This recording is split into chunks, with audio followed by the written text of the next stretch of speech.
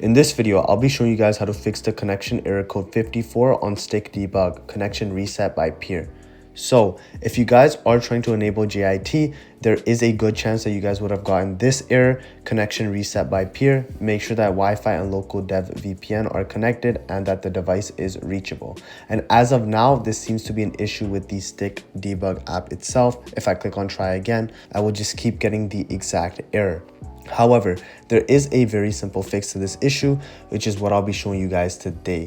But first, make sure that your local dev VPN is in fact on and that your Wi-Fi is stable. So for me, I have the VPN on and my Wi-Fi stable. That is the absolute first thing that you guys have to make sure. And then if you click try again and it still doesn't work, then the next method that I'll be showing you guys will actually fix it. So what you're first gonna do is just hold on the StikDebug app and remove it. Click on delete. And on your computer here, you're going to go to Google and you're going to search up StikDebug. You're going to click on the very first GitHub link. And now what we have to do is go to releases here. So you're going to click on releases here and you guys are basically going to find and try each previous release to see if it works for your device or not. However, as you guys can see, the only releases here are 3.1.3 and 3.1.2. So I would first recommend trying 3.1.2, and if 3.1.2 doesn't work, then you guys can try this method. Essentially what you guys are going to do is go and search up a Wayback machine, or you guys can use this link here, web.archive.org. And the second thing that you guys are going to do is just go back here, copy this link, and then put it in a Wayback machine here. Then click on enter, and you guys are probably wondering why we're using Wayback machine. And basically we're using Wayback machine because this will allow us to download an older version of StikDebug that actually does work. So as you guys can see here, February 20th, this is the date that I found that works for 2.3.7. so just click on the February 20th date. And now as you guys can see, you can see the 2.3.7 release, so just click on that release here. And now all you guys have to do is just click on this StikDebug IPA here and it'll lead you to this page. So just give it some time. And as you guys can see, the StikDebug IPA has started installing. And now what you guys are going to do is just sideload this IPA the same way that you guys sideloaded your other StikDebug.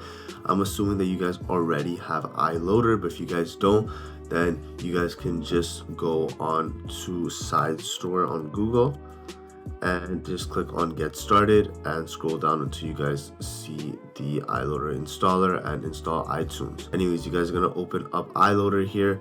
You guys are going to click on import IPA and you guys are just going to put in that IPA here. It'll say sign and install app, please wait, so just wait. And now that it has installed, you guys can move to your iDevice.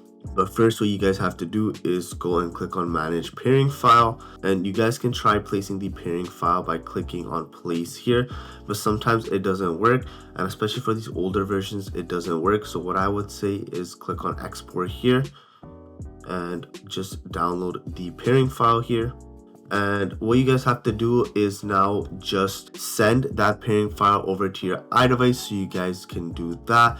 So what I would recommend is just emailing it. So go on to Gmail and send it to your email address that you have on your iPhone and just download it from there. Once you have done that, you can then move on to your iPhone. And once you guys have downloaded the pairing file on your iPhone from your email, you're just going to click on the StikDebug. Obviously, if you guys get the untrusted enterprise developer, just quickly trust the certificate.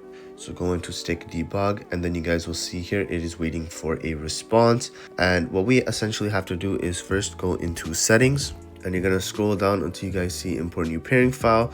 Click on that here, and then you guys will see your pairing files here. So I will click on this pairing file here. It'll say processing pairing file. And now the pairing file has loaded, so you guys can see Heartbeat is responding and it is in fact connected. So now your StikDebug will in fact work. One thing that you guys should make sure as well at this point is that your LocalDevVPN is still on and your Wi-Fi is stable. And as you guys can see, I no longer get that error anymore. And so now you can just enable JIT on any one of your apps. And now you can just enable JIT on any one of your apps. You can just click on that here And you can see here, for example, I'll have 2 apps. I can just click on this. Obviously, I don't have any apps that require JIT, so the apps that don't really need JIT open up here. But if you guys do, you guys will see it here. So you're just gonna click on connect and then just click on that application. Anyways, I hope this video helped. If it did, please leave a like and subscribe, and thanks for watching.